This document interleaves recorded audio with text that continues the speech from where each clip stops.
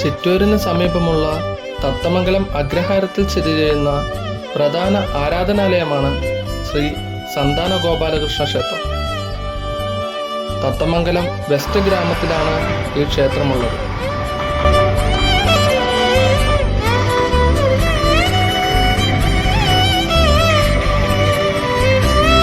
ധർമ്മശാസ്താവാണ് ഈ അഗ്രഹാരത്തിലെ മറ്റൊരു പ്രധാന പ്രതിഷ്ഠ.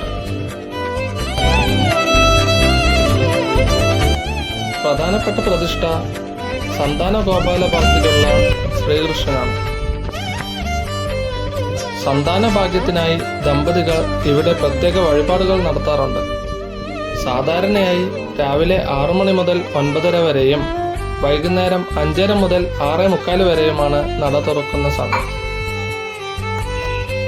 പാലക്കാട് റെയിൽവേ സ്റ്റേഷനിൽ നിന്നും ഏകദേശം 20 കിലോമീറ്റർ തെക്ക് മാറി സംസ്ഥാന പാതയ്ക്ക് സമീപം ഈ അഗ്രഹാരം സ്ഥിതി ചെയ്യുന്നത്.